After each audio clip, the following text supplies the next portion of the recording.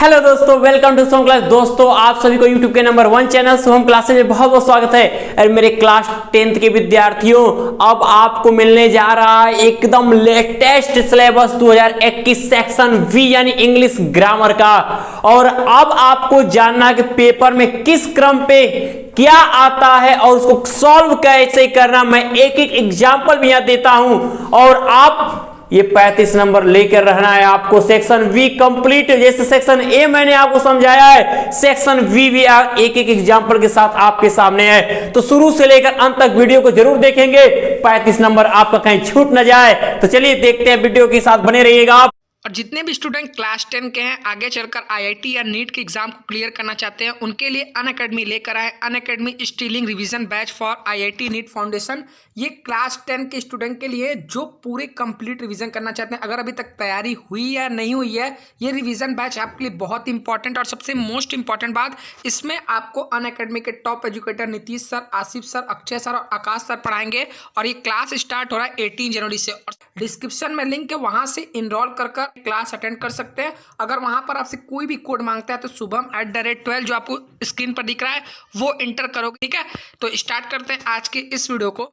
पहला question number जो 10 आता है, 10 से सेक्शन बी की स्टार्टिंग होती है। मैंने बताया है कि सेक्शन ए क्वेश्चन नंबर 9 तक होता है। क्वेश्चन नंबर 10 आएगा ग्रामर से स्टार्ट करके। तो लिखा रहेगा कि do as in directed against each of the following. दिए गए के क्या करिए, दिए गए कथन को जैसे निर्देशित किए गए आप उनको लिखिए। जैसा ब्रैकेट में आपको निर्देशित किया गया, आगे निर्देशित किया गया है, जो कहा गया है आप वैसा ही करिए। तो आगे लिखा रहता है क्या, रीऑर्डर करने के लिए लिखा रहेगा रीऑर्डरिंग द सेंटेंसेस। तो आप क्या सेंटेंस को सही एक क्रम में लिखना, इधर उधर वर्ड्स दिए रहेंगे। तो आप सेंटेंस के 2 पार्ट होते हैं, सब्जेक्ट और प्रेडिकेट। मैं इंग्लिश ग्रामर 10th का एक एक टॉपिक जो छूटा हुआ अभी एक एक टॉपिक लेकर आने वाला हूं। बाकी मैंने पंक्चुएशन बता दिया, फॉर्मेटिव बता दिया, निगेटिव बता दिया, इंट्रोगेटिव बता दिया, रूल्स ऑफ स्पेलिंग बता दिया, ट्रांसलेशन बता दिया, वर्ब के करेक्ट फॉर्म बताने हैं, कैसे फिर कंजक्शन बताना, प्रीपोजिशन बताना, ये भी टॉपिक सब आपको मिलने वाले। उसके पहले आप एक देख तो लीजिए करना क्या है, कमेंट करिएगा सर सबसे पहले ये हमको नहीं समझ में आता है, यही टॉपिक चालू करें, जरूर आपको बताएंगे हम। तो देखिएगा, पहला आपका है कि स्टैंड्स लिखा है, bank the on off Taj Mahal the Agra इन यमुना। इसे करना है रीऑर्डरिंग, 2 नंबर लेना है सही क्रम में। तो सबसे पहले देख रहे हो आप, पहले वर्ब को लाया करिए। वर्ब आते आपकी ये क्लियरिटी और अच्छी होती है। तो ये कैसे क्लियर करना है आपको अब मैं बताता हूं। सबसे पहले आप वर्ब देखो, इसमें कौन वर्ब दिख रहा है आपको, कौन दिख रहा है, तो स्टैंड्स दिख रहा है। आप पहले स्टैंड्स लिखो, पहले लिखो स्टैंड्स। तो अब यहां प्रश्न करो कि कौन, इसमें कौन स्थित होता है। तो आप जाहिर सी बात, यमुना तो स्थित होता नहीं, ताजमहल तो ताजमहल, तो ताजमहल के पहले किसी फेमस बिल्डिंग के पहले द लगाते हैं। तो क्या हो जाएगा, आप यहां से द ले लो और ताजमहल ले लो। तो आपका यहां हुआ क्या कि दी ताजमहल स्टैंड्स स्थित कहां पे, यमुना नदी के किनारे पे, ऑन द बैंक, किनारे किसके, का के लिए, ऑफ यमुना कहां पे, इन आगरा में। तो अब ये आपका एक सही क्रम हो गया कि the Taj Mahal stands on the bank of Yamuna इन आगरा। अब ये आपका सही क्रम यानी एक सही सेंस देगा सब्जेक्ट और प्रेडिकेट के आधार पे। सब्जेक्ट दी ताजमहल, यहां से आपका पूरा प्रेडिकेट का पार्ट, पहले वर्ब, फिर आपके अदर कॉम्प्लीमेंट्स, तो अब ये आपका परफेक्ट 2 नंबर मिल गया आपको। अब आते हैं दूसरे में रहता है क्या, पैसिव दिया रहता है। पैसिव हल करना होता है आपके क्वेश्चन नंबर 10 के दूसरे पॉइंट पे। तो he reads a novel. Passive बनाने के लिए सबसे पहले आपको ये जानना होता है क्या कि ये कौन सा टेंस है। टेंस पहचान के अगर लिए तो आप जानते हो करना क्या है, जो सब्जेक्ट है उसको ऑब्जेक्ट की जगह लेके जाओ, जो ऑब्जेक्ट है उसको सब्जेक्ट की जगह, और ऑलवेज मेन वर्ब का थर्ड फॉर्म। बस करना क्या होता है, याद क्या रखना होता है कि किस टेंस के पैसिव में हेल्पिंग वर्ब क्या लगेगा। तो ये भी बहुत शानदार तरीका मैंने बताया हुआ एक्टिव पैसिव का। डिस्क्रिप्शन बॉक्स में एक्टिव पैसिव की एक मात्र वीडियो दी हुई है, आप उसे अच्छे से समझिए, उसको समझ के लिखने की कोशिश करिए। तो ये आपका सबसे पहले आप लिखोगे क्या, ये सब्जेक्ट, ये वर्ब और ये ऑब्जेक्ट। अब ये प्रेजेंट इंडेफिनिट दिख रहा होगा आपको मेन वर्ब में यस या यस। तो इसका क्या, जब पैसिव बनाओ कॉन्टिन्यूअस नहीं बनता है, उसका हेल्पिंग वर्ब लेता है, इज एम आर बनेगा तो वो इंडेफिनिट में ही पैसिव। तो करना क्या, ऑब्जेक्ट को ही के जगह, ही को नॉवेल के जगह। अब यहां पे आपका क्या बनेगा, आप बनाओगे कि अ नॉवेल, अ नॉवेल, क्या बनाओगे, अ नॉवेल। अब इसके साथ इज एम आर में से क्या चूज करोगे, इज। रीड का थर्ड फॉर्म रेडी होगा तो अ नॉवेल इज रीड। अब ये ऑब्जेक्ट बनेगा, तो ही जब ऑब्जेक्ट बनेगा उसके साथ प्रायः बी का नहीं बाई का प्रयोग करेंगे। तो यहां पे क्या हो जाएगा, बाई, ही का ऑब्जेक्ट हिम। ये हुआ हमारा पैसिव। इसलिए आपको बहुत ज्यादा जरूरत है हेल्पिंग वर्ब पैसिव में क्या लगेगा। एक बार वीडियो जरूर देखिए, पूरे अक्षर से समझ जाओगे एक्टिव पैसिव बनाने का शानदार तरीका। तो अब उसके बाद बात करते क्वेश्चन नंबर 10 के 3 की। The boy said will the teacher not teach us today, यानी ये भी 2 नंबर का इनडायरेक्ट बनाना है आपको। इनडायरेक्ट जब बनाते हैं सबसे पहले देखिए कौन सा सेंटेंस है, असर्टिव है कि इंट्रोगेटिव है। तो हम क्या इंपरेटिव, एक्सक्लेमेटरी, ऑप्टेटिव है। पहले हेल्पिंग और लास्ट में क्वेश्चन मार्क, इंट्रोगेटिव है। तो मैंने बताया इंट्रोगेटिव पहचानते सेट को आस्क्ड में चेंज करिए। हेल्पिंग और से शुरू हो तो कंजक्शन इफ या वेदर लगाइए। तो आप तुरंत यहां कहोगे क्या कि द बॉयज, क्या बनाओगे, दी बॉयज। सेट का क्या हो जाएगा, आस्क्ड। हेल्पिंग और से शुरू है तो इफ। अब कंजक्शन लगाने के तुरंत बाद आपको यूज क्या करना है, गिरने वाला था, आपको यूज क्या करना है, सबसे पहले आपको यूज करना है असर्टिव सेंटेंस में कन्वर्ट करके। यानी आपको पहले सब्जेक्ट लोगे, आप सब्जेक्ट इसमें है कौन, द टीचर, द टीचर। अब उसके बाद आएगा क्या, हेल्पिंग वर्ब। तो ये पास्ट टेंस है तो वो भी विल का क्या होगा, पास्ट हो जाएगा। टीचर थर्ड फॉर्म बदलेगा नहीं, विल का पास्ट वुड हो जाएगा। The teacher would not teach, would not teach, would not teach क्या, अस। और अस कहोगे कि अस होगा, देखो नहीं होगा। तो अस पर्सन है तो किसके अकॉर्डिंग चेंज होगा, ये ऑब्जेक्ट भले है लेकिन फर्स्ट पर्सन रिपोर्टिंग वर्ब के सब्जेक्ट बॉयज के अनुसार। तो ये थर्ड पर्सन और ये भी प्लूरल, ये भी प्लूरल। तो अस एक ऑब्जेक्ट है तो बॉयज यानी दे, दे का ऑब्जेक्ट क्या होगा, का क्या, टुडे का दैट डे हो गया। और ये हमेशा आप अंत में क्या करोगे, फुल स्टॉप का ही प्रयोग करोगे। तो अब ये क्वेश्चन नंबर 10 का आपका फर्स्ट, सेकेंड, थर्ड, फोर्थ, यानी अब आपके पूरे 8 नंबर आपको मिल चुके हैं। अब हम बात करते हैं क्वेश्चन नंबर 11 की तरफ। तो क्वेश्चन नंबर 11 में क्या लिखा हुआ है कि Sita has been suffering from fever Monday. अब आपको इसमें क्या कहेगा कि use a correct preposition that follow. आपको सबसे करेक्ट प्रीपोजिशन भरना है। यानी आपको अगर ये कहते हो कि सर मैंने अभी प्रीपोजिशन नहीं फिल किया है, नहीं पढ़ा मैंने, तो मैं आपको उस प्रीपोजिशन की वीडियो देने वाला हूं, लेकिन इसके पहले तो आपने पढ़ा है। तो देखिए आप देख क्या रहे, हैज बीन है, आईएनजी आया है, परफेक्ट कंटीन्यूअस में क्या यूज करते हैं, फॉर या सिंस।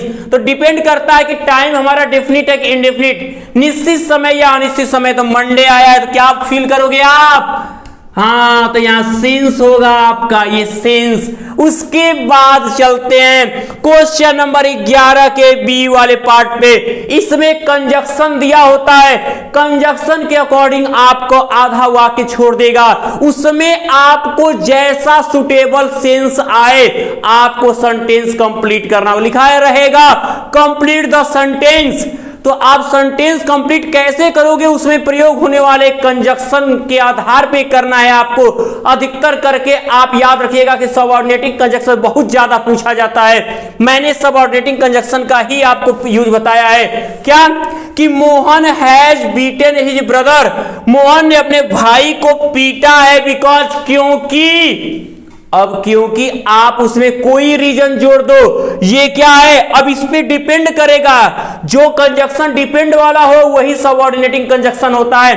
अब आपको कोई भी सेंस एक ऐसा बनाओ जो इसके अर्थ को एकदम सही ले ले, ये जरूरी नहीं कि बिकॉज के साथ कोई, बस सेंटेंस कंप्लीट होना चाहिए, एकदम सही सेंस होना चाहिए। तो मोहन ने अपने भाई को पीटा है क्योंकि उसने उसके पेन को क्या है, फेंक दिया है। तो क्या ही हैज फेंकना का क्या हो जाएगा, थ्रो का थ्रोन, तो क्या हो जाएगा, thrown his pen, thrown his pen, क्योंकि उसने उसके पेन को फेंक दिया है। ये आपका कंजक्शन वाला पार्ट। अब आते हैं 11 के सी पे, लिखा है कि कंप्लीट द फॉलोइंग वर्ड्स, दिए गए शब्दों को पूरा कीजिए। तो पूरा कीजिए ये यानी रूल्स ऑफ स्पेलिंग, और मैंने पढ़ाया है रूल्स ऑफ स्पेलिंग आपको। अब यहां पे आपको कंप्लीट क्या करना है, सबसे पहले देख 1 2 3 4 ब्लैंक है, देखकर क्लियर करिए कि क्या स्पेलिंग हो सकती है। कमेंट बॉक्स में कमेंट करते रहिए। हाँ, तो मैं समझ गया आपको है कि डिसिप्लिन, अब ऐसे ही डिसिप्लिन में रहेंगे जरूर आएगा आपको, तो यहां डिसिप्लिन हो जाएगा। अब ये आपकी स्पेलिंग फील हो गई। अब यहां पे आप अभी भी देख रहे हो कि क्या दिख रहा है, 2 स्पेलिंग आता है एग्जाम में, तो आपको दिख रहा है कि ये क्या हो सकता है, बिलीव। तो BELIE होता है। जब ई के सेंस में सी के अलावा कोई और वर्ड होता है पहले आई फिर ई होता है, रूल्स ऑफ स्पेलिंग याद करिए। और अगर यहां सी रहता तो पहले ई के सेंस में ई होता फिर आई होता, तो ये रूल्स ऑफ स्पेलिंग को फॉलो करता है। अब ये आपका ये भी कंप्लीट होता है। अब आते हैं आगे की तरफ, जब क्वेश्चन नंबर 11 के डी की तरफ बढ़ेंगे तो अब वहां से आपका जनरल जो इंग्लिश है यानी ग्रामर का जो मेन पार्ट है वो लास्ट होता है। और इसमें क्या करने को कहता है, पहले यहां ध्यान दीजिएगा, यहां लिखा है punctuate the following sentences as using a capital letter, full stop और कॉमा। यानी कि अब आप देखो कि इसमें ना कोई वर्ड जोड़ना होता है ना कोई वर्ड हटाना होता है, यहां देखना है कहां कैपिटल लेटर होगा, कहां कॉमा, कहां इन्वर्टेड कॉमा, कहां पर विराम। तो यहां पर पहले देख रहे हो किसी भी सेंटेंस की शुरुआत में पहला लेटर कैपिटल लेटर होता है, यहां capital T. The teacher said to the boys, अध्यापक ने बच्चों से कहा, रुके रुके, जहां रुकोगे वहीं कॉमा होगा, और कही गई बात हमेशा इनवर्टेड कॉमा के अंदर होती है, तो यहां पे इनवर्टेड कॉमा लगाओगे, इनवर्टेड कॉमा के ठीक पहले कॉमा, इनवर्टेड कॉमा के अंदर का पहला अक्षर जो होता है हमेशा रिपोर्टिंग वर्ड का पहला लेटर हमेशा कैपिटल लेटर होता है। तो अध्यापक ने बच्चों से कहा कि have you completed your homework, पूछा है ना, इंट्रोगेटिव है, तो इसका मतलब लास्ट में क्या होगा, क्वेश्चन मार्क। क्वेश्चन मार्क लगाने के बाद तब जाके इनवर्टेड कॉमा बंद होगा, यानी कोई साइन या लिखने के बाद आपको इनवर्टेड कॉमा बंद करना, ये नहीं कि पहले इनवर्टेड कॉमा बंद करके तब साइन लगाना, गलत हो जाएगा। क्योंकि पंक्चुएशन में करना कुछ नहीं, अधिकतर करके इनडायरेक्ट स्पीच और डायरेक्ट स्पीच से संबंधित क्वेश्चन पंक्चुएट करने में बहुत ज्यादा आते हैं, 90% आते हैं इस टाइप के, देख लीजिएगा बोर्ड एग्जाम के पेपर। अब डिस्कस करते हैं क्वेश्चन नंबर 12 की, translate the following into English. आपका 4 सेंटेंस देगा, ये नहीं कि आपका खूब बड़ा सा पीस देगा, ऐसा नहीं है, 4 सेंटेंस देगा और इतना इजी देगा कि उतना तो आप 6-7 में रहे होगे तो ट्रांसलेशन बनाए होगे। और मैंने तो आपको बहुत अच्छा परफेक्ट ट्रांसलेशन करना सिखाया है, और अभी उसका वीडियो देखना है तो डिस्क्रिप्शन बॉक्स में जाइए, हर टेंस का लिंक ओपन करिए और वीडियो देखकर बताइए कि क्या आप इसको बना सकते हैं कि नहीं बना सकते हैं। मैं उम्मीद करता हूं आप बना सकते हैं। अब क्वेश्चन नंबर 13 की बात कर लेते हैं। देखिए इसमें दो भाग होते हैं, एप्लीकेशन और लेटर। और एप्लीकेशन कैसे लिखते हैं, लेटर कैसे लिखते हैं, मैं बताने वाला हूं आपको। तो अब या तो आप एप्लीकेशन करिए या तो लेटर लिखिए, शिकायत पत्र लिखिए या तो किसी को पत्र ही लिखिए। तो अब उसमें से कोई एक जो सबसे आपको अच्छा लगे, जब मैं बताऊंगा उसका हर एक टॉपिक आपको अच्छा होगा, कहोगे सर हम दोनों लिख दें, नहीं मत ऐसा करना, एक ही लिखना, आसान जो भी आपको लगे। तो ये फुल मार्क्स आपको लेने, इसके भी 4 और इसके भी 4, कहीं चूकना नहीं है एक बार भी। अब क्वेश्चन नंबर 14 की तरफ जब बढ़ते हैं, देखिए लिखा रहता है right a composition on one of the following topics in about 60 word, मात्र 60 शब्दों में। अब कहोगे सर कंपोजिशन नाम मैंने नहीं सुना, शॉर्ट एस्से, छोटा सा निबंध आपको लिखना है। कितने शब्द में, 60 शब्दों में। दिए गए 4-5 टॉपिक दिया होगा, उस टॉपिक के नीचे उसकी हेडिंग दी गई होगी, हर हेडिंग पे ऐसा सेंटेंस लिखिए कि उस हेडिंग पे डिपेंड करे। जैसे मैं एक एग्जांपल के लिए लिखा हूं कि एन आइडियल स्कूल, मेरा आदर्श विद्यालय, उसमें हेडिंग दिया हुआ है कि नेम एंड सिचुएशन, कि स्कूल का नाम क्या है और ये स्कूल कहां स्थित है। 2 सेंटेंस बने, 12 वर्ड 13 वर्ड हुए कि नहीं हुए। दूसरा बिल्डिंग, उसमें कितने बिल्डिंग है, there are 10 rooms and a hall and office room, यानी पूरी काउंटिंग कर दीजिए कितना है उसमें, पूरा बिल्डिंग में आ जाएगा। तीसरे पॉइंट में लाइब्रेरी, लाइब्रेरी क्या है, उसमें कितनी किताबें हैं, उसकी व्यवस्था कैसी लाइब्रेरी की, इसके बारे में डिस्कस करिए। को अब चौथी हेडिंग में प्ले ग्राउंड, स्कूल का जो खेल मैदान है वो कैसा है। क्वेश्चन नंबर 5 पे टीचर्स की बात कर लें, हमारे स्कूल में टीचर्स कितने हैं, कितने सर कितने मैम, किस किस सब्जेक्ट के सबसे मोस्ट टैलेंटेड टीचर हैं। अब उसके बाद लास्ट में कंक्लूजन, हमारा स्कूल आगे चलकर कितना नाम करेगा और हम स्कूल के साथ अपना लगाव कितना बनाएंगे, ये फ्यूचर की डिस्कशन हमेशा कंक्लूजन में की जाती है। याद रहे निष्कर्ष हमेशा वही होना चाहिए जो आपको शानदार बनाने की कोशिश करे। ये ऐसे की टॉपिक होनी चाहिए। इतने में तो एक एक सेंटेंस लिखोगे तो 60 वर्ड हो जाएगा, लेकिन आप कम से कम 80-100 वर्ड जरूर क्लियर कर लोगे। और परफेक्ट सुंदर जितनी राइटिंग होगी, जितना अच्छा जगह और हेडिंग को, हर हेडिंग को बोल्ड करके लिखोगे और हर हेडिंग के नीचे ब्लैक पेन का यूज करोगे ताकि वो सबसे सुंदर लगे। और उसके बाद ये 6 नंबर आपको, उसके बाद लास्ट में आपका होता है क्वेश्चन नंबर 15, अनसीन पैसेज, जो कहीं बाहर के किताब से आया हुआ एक पैसेज होता है अप्रोच का, उसको पढ़ के नीचे दे 2 क्वेश्चन 3 और 3 नंबर के, यानी 6 मार्क्स के आएंगे, उसको आपको आंसर देने होंगे। यदि आपने सटीक आंसर दिया तो ये आपके पूरे 6 नंबर मिलेंगे। इस तरह से टोटल यदि हम अगर इसको जोड़ लें तो हमारे कुल कितने हैं, अब मिलेंगे 35 मार्क्स, 35 नंबर अब मिल के रहेंगे आपको। तो मेरे प्यारे बच्चों, आज की ये डिस्कशन आपको बहुत अच्छी लगी है और आप शुरू से लेकर अंत तक वीडियो के साथ बने हैं, तो इसका मतलब है कि आपने 35 नंबर ग्रामर में ले लिया।